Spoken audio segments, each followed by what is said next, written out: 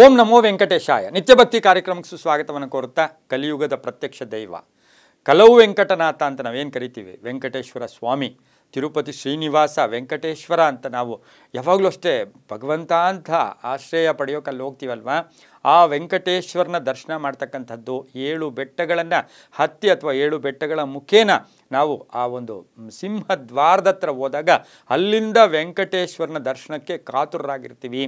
ಏನೂ ನಮಗೆ ಬೇರೆ ಏನೂ ಜ್ಞಾಪಕ ಬರೋದಿಲ್ಲ, ಕೇವಲ ಆತನ ಆ ಭಗವಂತನ ಮೂರ್ತಿಯನ್ನು ಕಂಡ್ರೆ ಸಾಕಪ್ಪ ಅಂತಕ್ಕಂತಹ ಒಂದು ಆಸೆಯಿಂದ ಆಕಾಂಕ್ಷೆಯಿಂದ ನಾವು ಆ ಭಗವಂತನ ಹತ್ರ ಹೋಗ್ತಕ್ಕಂಥ ಸಂದರ್ಭದಲ್ಲಿ ನಿಮಗೆ ಗೊತ್ತಿದೆಯೋ ಗೊತ್ತಿಲ್ವೋ, ಭಗವಂತನ ಸನ್ನಿಧಾನ ಅಥವಾ ಭಗವಂತನ ದರ್ಶನ ತನಕ ನಾವು 7 ಬಾಗಿಲನ್ನು ದಾಟಿ ಹೋಗಬೇಕಾಗಿರುತ್ತೆ.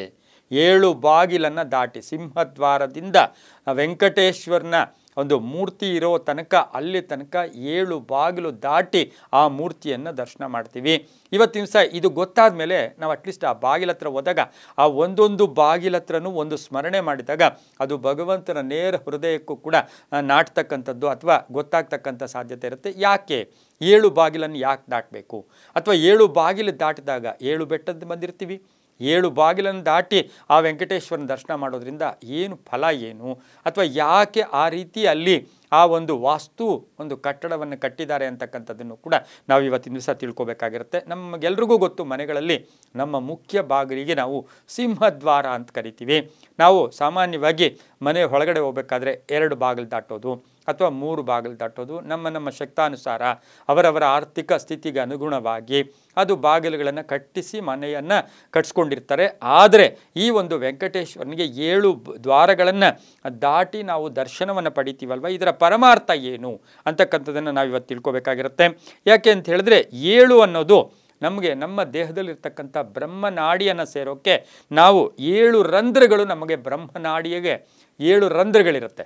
ಆ 7 ರಂಧ್ರವನ್ನು ದಾಟಿ ನಾವು ಬ್ರಹ್ಮನಾಡಿಯನ್ನು ಸೇರ್ತಕ್ಕಂಥದ್ದು ಕೂಡ ನಮ್ಮ ದೇಹದಲ್ಲಿರ್ತಕ್ಕಂಥ ಒಂದು ಅತಿ ವಿಶೇಷವಾಗಿರ್ತಕ್ಕಂಥ ಒಂದು ವ್ಯವಸ್ಥೆ. ಈ ಒಂದೊಂದು ನಾಡಿಗೂ ಕೂಡ ಒಂದೊಂದು ಅರ್ಥ ಇದೆ. ಒಂದೊಂದು ನಾಡಿಯಲ್ಲೂ ಕೂಡ ಕಾಮ, ಕ್ರೋಧ, ಲೋಭ, ಮೋಹ, ಮದ, ಮತ್ಸರಗಳನ್ನು ಬಿಟ್ಟು ಅದನ್ನು ಜಯಿಸಿ ನಾವು ಬ್ರಹ್ಮನಾಡಿ, ಆ ಬ್ರಹ್ಮನಾಡಿಯಲ್ಲೇ ಭಗವಂತನ ಆವಾಸ ಸ್ಥಾನ ಕೂಡ ಇರ್ತಕ್ಕಂಥದ್ದು. ಈ 7 ಕೇಂದ್ರಗಳನ್ನು ಈಗ ದಾಟಬೇಕು ಅಂದರೆ ನಾವು ನೋಡಬೇಕು, ಬ್ರಹ್ಮನಾಡಿಯನ್ನು ಹೋಗಬೇಕು ಅಂದರೆ 7 ಕೇಂದ್ರಗಳನ್ನು ದಾಟಬೇಕಾಗಿರುತ್ತೆ. ಆ 7ನೇ ದಾಟಿದ್ದ ಆ ತಕ್ಷಣವೇ ನಮಗೆ ಸಿಗ್ತಕ್ಕಂಥದ್ದೇ ಆ ಭಗವಂತನ ಬನ್ನಿ ನನ್ನ ಹತ್ರ ಬನ್ನಿ ಅಂತಕ್ಕಂಥದ್ದು ಕೂಡ ಆಗಿರುತ್ತೆ. ಆದರೆ ಸಪ್ತ ಋಷಿಗಳಿರ್ಬೋದು, ಸಪ್ತ ನದಿಗಳಿರ್ಬೋದು, ಸಪ್ತ ಚಕ್ರಗಳು ಕೂಡ ತಗೊಳ್ಳಿ, ನಮ್ಮ ದೇಹದಲ್ಲಿರ್ತಕ್ಕಂಥ ಸಪ್ತ ಚಕ್ರಗಳನ್ನು ದಾಟಬೇಕು. ನಾವು ಸಪ್ತ ನದಿಗಳನ್ನು ನಮ್ಮ ದೇಹದಲ್ಲಿ ಆವಾಹನೆ ಮಾಡ್ಕೋಬೇಕು. ಸಪ್ತ ಋಷಿಗಳ ಥರ ಹೋದಾಗ ನಿಮಗೆ ಭಗವಂತನ ಒಂದು ದರ್ಶನದ ಪುಣ್ಯ ಫಲ ಕೂಡ ಸಿಗುತ್ತೆ. ಇವತ್ತಿನ ದಿವಸ ನೀವು ತಿಳ್ಕೊಳ್ಳೋದೇನು ಅಂದರೆ, ಭಗವಂತನ ಅಲ್ಲಿ ನೋಡೋಕ್ಕೆ ಹೋದಾಗ 7 ಬಾಗಿಲು ದಾಟಿ ಕೂಡ ನಾವು ಹೋದಾಗ ಆ ವೆಂಕಟೇಶ್ವರನ ದರ್ಶನ ಕೂಡ ಆಗ್ತಕ್ಕಂಥದ್ದು, ಅದರಿಂದ ಪರಿಪೂರ್ಣ ಆಶೀರ್ವಾದ ಸಿಗ್ತಕ್ಕಂಥದ್ದು ಕೂಡ ಆಗಿರುತ್ತೆ. ಎಲ್ಲವೂ ಕೂಡ ನಂಬಿಕೆಯ ಆಧಾರದಲ್ಲಿ ಅಂತ ಹೇಳ್ತಾ, ಸರ್ವೇ ಜನ ಸುಖಿನೋ ಭವಂತು, ಸಮಸ್ತ ಸನ್ಮಂಗಳಾನಿ ಭವಂತು.